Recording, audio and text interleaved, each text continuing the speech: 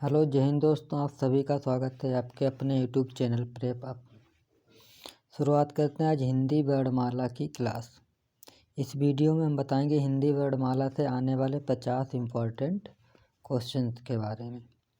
हिंदी वर्णमाला की इससे पहले हम एक क्लास अपलोड कर चुके हैं जिसको बेसिक से पूरा जानकारी चाहिए कि हिंदी वर्णमाला में कौन सा सघोष होता है, कौन सा अघोष वर्ण होता है।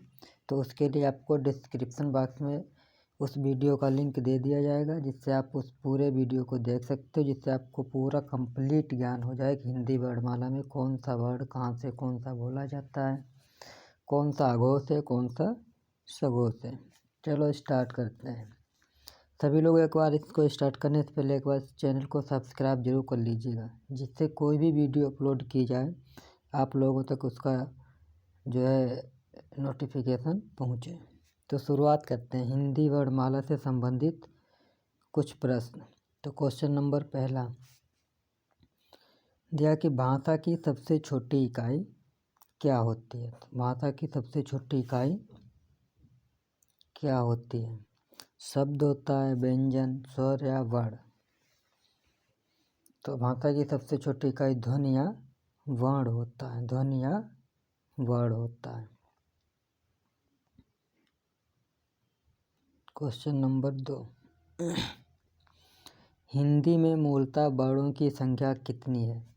हिंदी में मूलतः वर्णों की संख्या कितनी है? तो कितनी है?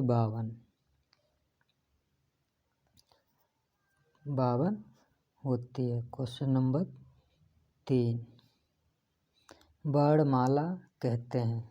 क्वेश्चन नंबर 3 वर्णमाला कहते हैं शब्द समूह को, वर्गों के संकलन को, शब्द गणना को, वर्णों के व्यवस्थित समूह को। तो आंसर होगा वर्णों के व्यवस्थित समूह को। नेक्स्ट क्वेश्चन नंबर 4 छा से छतरी ध्वनि किसके अंतर्गत आती है?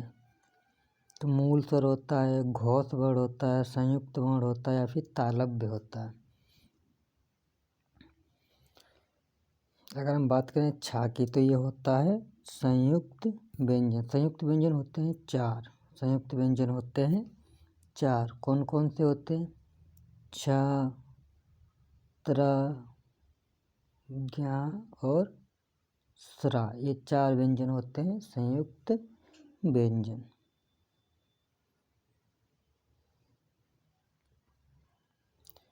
क्वेश्चन नंबर 5 निम्न में से कंठ ध्वनियाँ कौन सी हैं? कंठ का मतलब जो कंठ से बोलने वाली ध्वनि कौन सी है? बता चुके हैं कि इससे पहले अगर एक वीडियो हमने अपलोड किया उसमें पूरा कंप्लीट दिया है कि वर्णमाला में कौन सा कंठ से बोला जाता है, कौन सा तालु से बोला जाता है। तो इसमें क्वेश्चन नंबर 5 में दिया निम्न में से कंठ ध्वनियाँ कौन सी हैं। तो कंठ ध्वनियों की अगर हम बात करें का, खा, कौन सी होंगी? का और खा, ये कंठ होते हैं। या, रा, ला, जैसे लिखा ऑप्शन नंबर बी, या, रा, ला और वा, ये कौन से होते हैं? अंतस्थ व्यंजन। चा, छा, चा वर्ग होता है तालु से, टा वर्ग होता है मूर्धवा से, टा वर्ग होता है मूर्धवा से। क्वेश्चन नंबर नेक्स्ट 6 हिंदी शब्दकोश में छा का क्रम किस वर्ण के बाद आता है? अगर हम बात करें छा वर्ण की, ये होता है संयुक्त व्यंजन। छा के कौन सा वर्ण होता है? संयुक्त व्यंजन। ये बनता किससे? का प्लस सा, का प्लस सा। तो किसके बाद आता है? का के बाद, का के बाद। ऑप्शन नंबर ए बिल्कुल सही। क्वेश्चन नंबर 7 ज्ञा, या से ज्ञानी वाला वर्ण किन वर्णों के संयोग से बना है? यह भी संयुक्त व्यंजन है, तो ये किस वर्ण से मिलके बना है? तो ऑप्शन देखते हैं। जाया या जाया, जाधा, जा, धना। तो इसका होगा जा, हलंत और या, इससे बनता है या से ज्ञानी वाला या। नेक्स्ट क्वेश्चन नंबर 8 निम्न में से अल्पप्राण वर्ण कौन से होते हैं? निम्न में से अल्पप्राण वर्ण कौन से हैं? तो आपको पता अगर आपको कंप्लीट चाहिए पूरा बेसिक तो इसके लिए वीडियो पढ़ा, तब भी हम बता दे रहे हैं। अल्पप्राण की अगर हम बात करें तो अल्टरनेट होता है। कितने होते हैं? अगर हम वर्णमाला की बात करें 1 2 3 4 और 5। अगर हम बात करें का, खा, गा, घा, ठीक है। तो अल्पप्राण की अगर हम बात करें तो अल्पप्राण होता पहला और तीसरा। अब इसमें देखिए कौन सा अल्पप्राण होगा।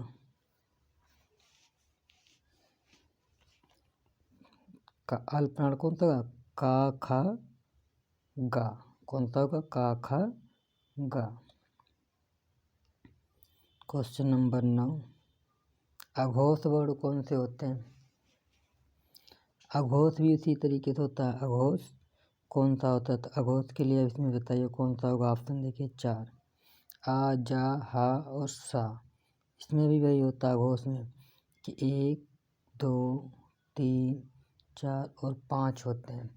तो अघोष कौन से होते हैं? शुरुआत के 2 का, खा वाले। तो कौन सा होगा? चा, छा, जा, सा। तो इसमें देखो अब पूछा कौन सा था? अघोष। कौन सा पूछा था? अघोष। अघोष कौन सा होगा?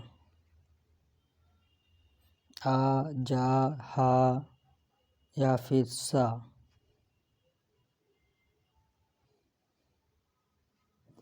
अघोष कौन सा होगा?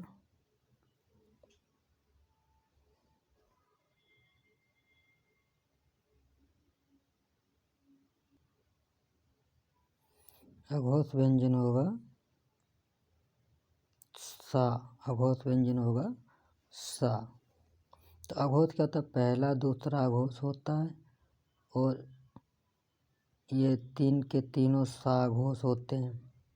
सा, सा और सा। तो टोटल कितने हो गए? 13। अघोष वर्णों की संख्या होती है 13। क्वेश्चन नंबर 10, निम्न में से नासिक के व्यंजन कौन सा है? निम्न में से नासिक के व्यंजन कौन सा है? तो नासिक की अगर हम बात करें, नासिक के व्यंजन होगा यहाँ पंचमा सुर होता है। जो लास्ट वाले होते हैं वो होते हैं पाँचवा। जो लास्ट में 1 2 3 4 5, तो जो लास्ट वाला होता है वो नासिक के व्यंजन बोला जाता है। क्वेश्चन नंबर 11, घा का उच्चारण स्थान क्या होता है? तो घा किस में आता है? घा किस में आता है? का, खा, गा, घा। तो कंठ से बोला जाएगा। किससे? कंठ से। क्वेश्चन नंबर 12, ए ऐ वर्ण क्या कहलाते हैं? ए ऐ वर्ण क्या कहलाते हैं? कंठ तालव्य। क्या कहलाते हैं? कंठ तालव्य। अगर हम बात करें नासिक के व्यंजन कौन से होते हैं? जो पंचमा होता है।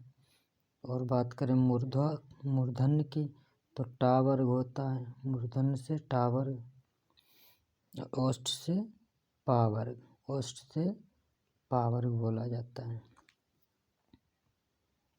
क्वेश्चन नंबर 13, इनमें से संयुक्त व्यंजन कौन सा है? संयुक्त व्यंजन कौन सा है? अभी बताया था कौन से होते हैं। संयुक्त व्यंजन कौन से होते हैं? छ, त्र, ज्ञ और श्राव। इसमें देखो कौन सा होता है? तो बी ऑप्शन बिल्कुल सही है। क्वेश्चन नंबर 14, हिंदी वर्णमाला में अयोगवा वर्ण कौन से होते हैं? अयोगवा की अगर हम बात करें तो 2 अयोगवा होते हैं। कितने होते हैं?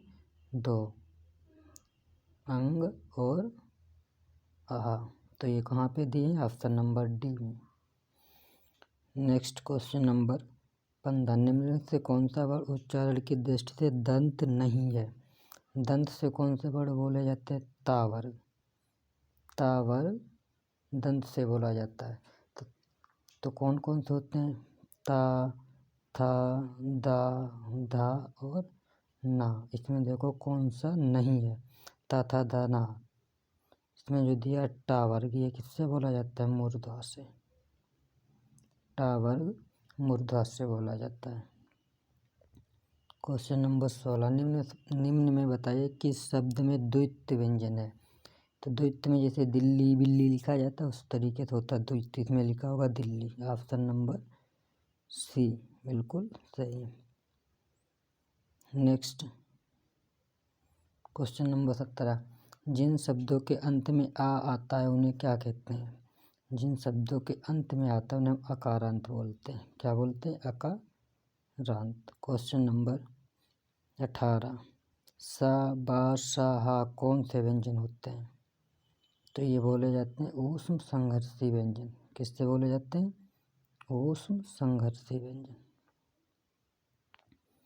क्वेश्चन नंबर 19, छा वर्ण किसके योग से बना है? छा कौन सा व्यंजन है? संयुक्त व्यंजन है। छा की अगर हम बात करें कौन सा व्यंजन है? संयुक्त व्यंजन है। संयुक्त व्यंजन 4 होते हैं। तो कौन सा होता है? का, हलंत प्लस सा। किससे बनता है? का और सा से। नेक्स्ट क्वेश्चन नंबर 20, निम्न में से कौन सा वर्ण ओष्ठ से बोले जाते हैं? अभी बताया था ओष्ठ से कौन से वर्ण बोले जाते हैं? ओष्ठ से बोला जाता है पा वर्ग। ओष्ठ से बोला जाता है पा वर्ग। पा में कौन सा होता है? पा, फा, बा, भा, पा, फा, बा, भा और मा ओष्ठ से बोले जाते हैं। उसके अलावा ऊ, छोटो ऊ और बड़ो ऊ, तो ये बोले जाते हैं ओष्ठ से। तो इसमें कौन सा होगा? Option b. Next question number 21, Hindi वर्णमाला में स्वरों की कुल संख्या कितनी है? हिंदी वर्णमाला में स्वरों की कुल संख्या है 11। अगर 2 और जोड़ दिए जाएं जिसे बोलते हैं अयोगा, तब हो जाएगी 13। तो मूल कितने होते हैं? 11। नेक्स्ट क्वेश्चन नंबर 22, निम्न में से कौन सा घोष वर्ण है? घोष और सघोष बात एक ही होती है, तो घोष वर्ण कौन सा होगा?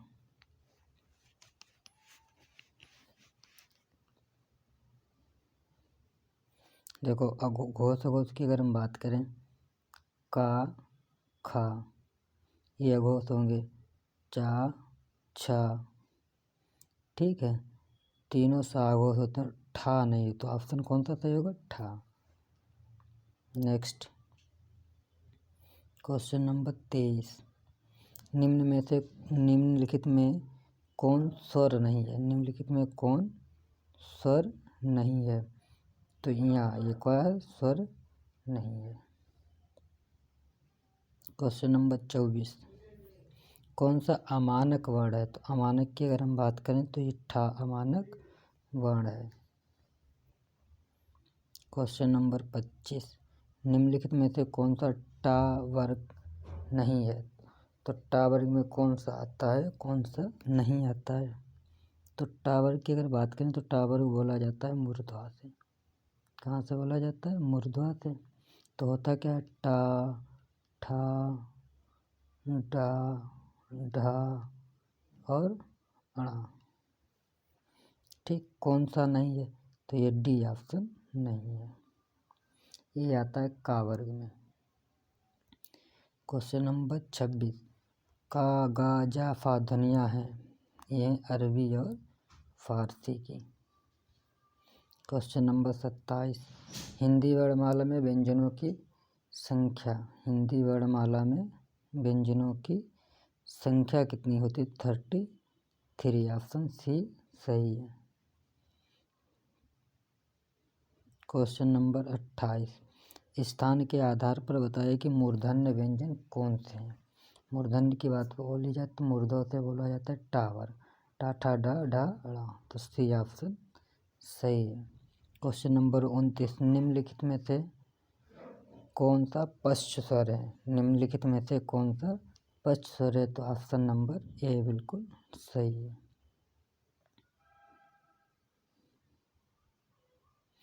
क्वेश्चन नंबर 30, अनुनासिक व्यंजन कौन से होते हैं?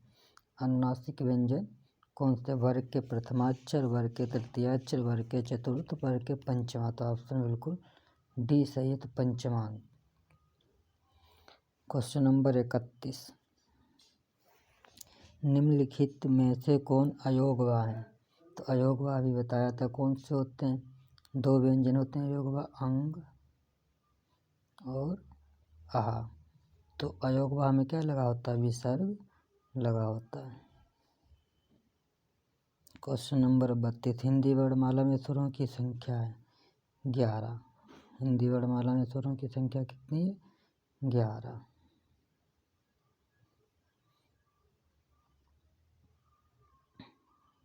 क्वेश्चन नंबर 33, छ ध्वनि का उच्चारण स्थान है। छ किस वर्ण में आता है? देखो दंत की बात करें तो तावर्ग, ठीक है। ओष्ठ की बात करें तो पावर्ग, ठीक है। अगर बात करें तालव्य की, तो तालव्य से कौन सा बोला जाता है? तो चा वर्ग, तालु या तालव्य चा छा। तो सी ऑप्शन बिल्कुल सही होगा। क्वेश्चन नंबर 34, कंठोष्ठ ध्वनि कौन सी होती है? कंठ प्लस ओष्ठ, कंठोष्ठ ध्वनि कौन सी होती है? कंठोष्ठ ध्वनि कौन सी होती है? ओ और औ, दो ध्वनियाँ होती हैं, ओ और औ और औ। तो इसमें ए ऑप्शन सही है। क्वेश्चन नंबर 35, निम्नलिखित में से कौन एक संयुक्त व्यंजन नहीं है? संयुक्त व्यंजन की अगर बात करें तो चार होते हैं, छत्रज्ञा और सा सरा। तो इसमें कौन सा नहीं है? बी ऑप्शन नहीं है। क्वेश्चन नंबर 36, घा का उच्चारण स्थान दोबारा रिपीट हुआ है, तो का कंठ से बोला जाएगा। किससे बोला जाएगा? कंठ से। क्वेश्चन नंबर 37, तालव्य व्यंजन है कौन से होते हैं? तालु से बोलने वाले। तो चा वर्ग तालु से बोला जाता है, टा वर्ग मूर्धा से बोला जाता है, ता वर्ग दंत से बोला जाता है, पा वर्ग ओष्ठ से बोला जाता है। तो आंसर सही होगा ए। क्वेश्चन नंबर 38, निम्नलिखित में उच्चारण के आधार पर कंठ से लेकर मुख विवर उच्चारित व्यंजन ध्वनियों का सही अनुक्रम है। तो कौन सा क्रम होता है? कंठ, तालु, मूर्धा और ओष्ठ। कंठ, तालव्य, वर्ष, दंत और ओष्ठीय। ऑप्शन ए सही है। क्वेश्चन नंबर 39, यारा लावा किस वर्ग के व्यंजन हैं? यारा लावा। तो यारा लावा चार व्यंजन होते हैं, तो यारा लावा अंतस्थ व्यंजन होते हैं। कौन से होते हैं? अंतस्थ व्यंजन। क्वेश्चन नंबर 40, अनुनासिक का संबंध होता है। अनुनासिक का संबंध केवल नाक से, केवल मुंह से, नाक और मुंह दोनों से, या इनमें से कोई नहीं। तो क्या होता है? नाक और मुंह दोनों से। क्वेश्चन नंबर 41, निम्नलिखित में से नवीन विकसित ध्वनियाँ कौन सी हैं? तो नवीन विकसित ध्वनियाँ कौन सी हैं? गा और गा, खा और गा। क्वेश्चन नंबर 42, निम्नलिखित में से कौन सा घोष वर्ण है? ये बताया था घोष वर्ण कौन से होते हैं? घोष, घोष, अघोष, ये कौन से होते हैं?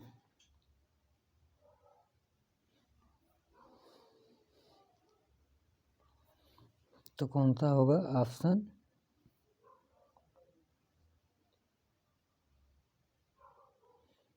ऑप्शन बी सही है। Option B. क्वेश्चन नंबर 43, अय वर्ण क्या कहलाते हैं? कंठ प्लस तालव्य, कंठ प्लस तालव्य। Question number 44 Hindi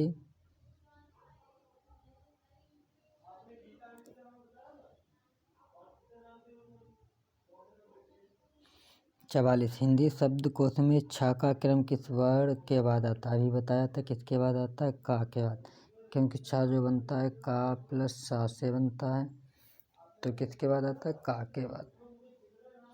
question number 45 इनमें से कौन सा व्यंजन अल्पप्राण है? तो अभी बताया था क्या होता है, अल्टरनेट होते हैं, अल्पप्राण, अल्पप्राण महाप्राण, अल्पप्राण महाप्राण, अल्पप्राण, एयम एयम ए, यही होता है। तो अल्पप्राण में कौन सा होगा, का खा, का होता है अल्पप्राण, खा महाप्राण, ता था अल्पप्राण महाप्राण, चा तो कौन सा होगा, चा। क्वेश्चन नंबर 46 भाषा की सार्थक लघुत्तम इकाई क्या होती है?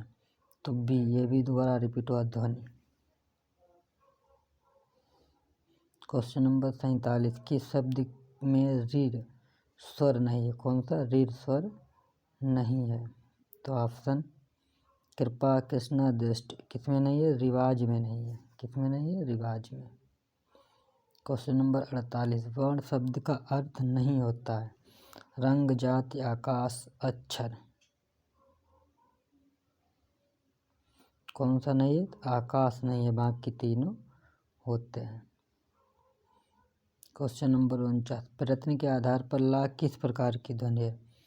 अगर हम बात करें प्राकंपित, लुंठित, पार्श्विक या संघर्षशील, तो ला होती पार्श्विक।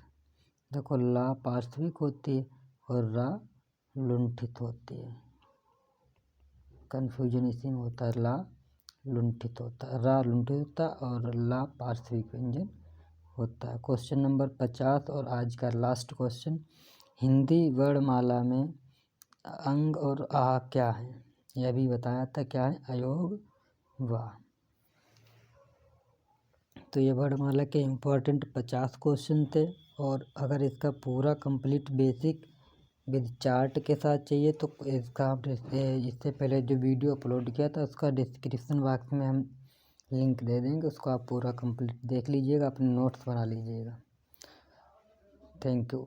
सभी लोग एक बार इस चैनल को सब्सक्राइब जरूर कर लीजिएगा।